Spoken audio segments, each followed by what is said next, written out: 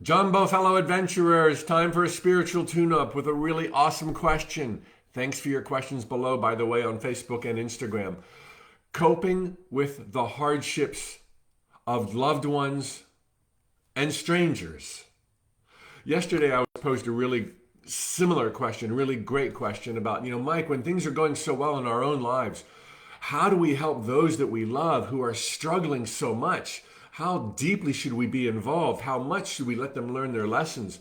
And then another question came just from one of you all a few days ago. Mike, can you please address homelessness?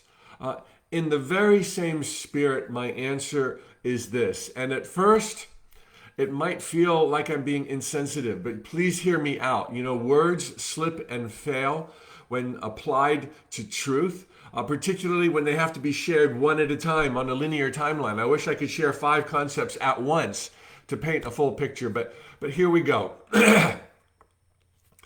These sacred jungles of time and space are where we chose to forget who we really are so that we could remember who we really are, and in the remembering be more than who we were before we forgot. I often like to ask, what's better than getting to the top of the mountain in that victory dance and partying with the gods, if you will? What's better than that? Being at the top of the mountain? Getting there after first having been lost. So lost, it seemed that all possibilities were over, that you might never, ever, ever get there. And then suddenly, because you persevered and you're on the top of the mountain, oh my God, happy tears for years and years and years. You prevailed. It works. There's so much love. Hallelujah. And it's that much sweeter because you were lost earlier.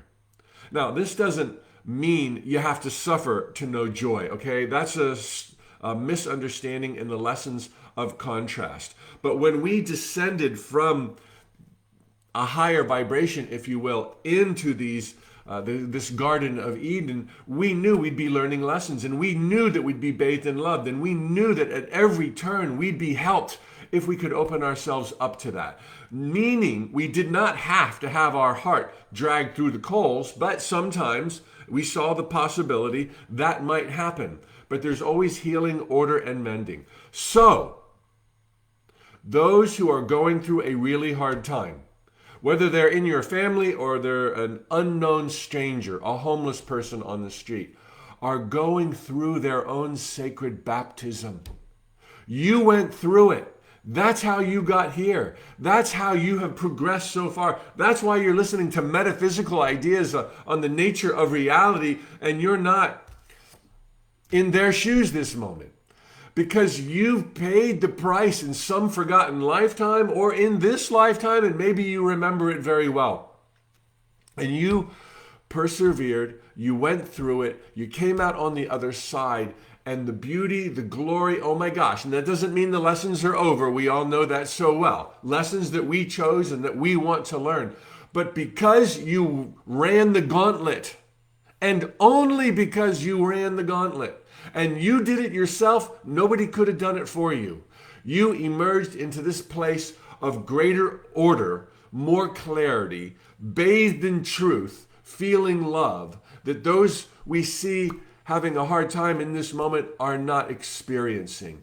They are going through what you went through. Let them go through it. Nothing will heal them faster than creating their own reality to ultimately find out what works and what doesn't work. And it's only being in alignment with truth and asking the hard questions that you've asked and had answers that have brought you to this place. Now, what I would like to say simultaneous to that, because that can sound so bitterly cold and insensitive.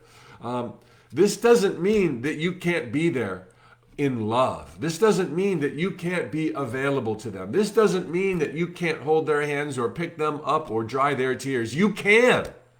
But think not that you're going to be able to remove the burdens that they carry. Nothing could be worse for them. Nothing could be worse for you.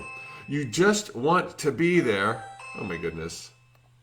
The ice cream truck is here probably, Nothing could be worse for either of you than to pretend this isn't happening, to say that it's not fair, Circumstances might not be fair, but life is always fair. Or put it this way, life is fair even when circumstances are not. And that's being kind. Circumstances are fair too, but sometimes we just can't see it, and it's too insulting to say that the violation is fair. That takes it out of context. So anyway, back to what I was saying. No one can learn their lessons for them. No one learned yours for you, but you can still be there. You can still love them. You can be patient. You can't learn their lessons for them, but you can be there, and that will make all the difference in their journey, knowing that they're not alone. And the last thing I wanted to impart here is to share with you that, as Khalil Gibran said, it does no good to limp before the crippled. You know, that's not empathy, that's naivety. To feel so sorry for them in their sadness that you lower yourself and feign sadness, because then you'll only become sad. Okay, the best thing you can do as a shining light for the entire world, including those at home and strangers in the street, is to be happy.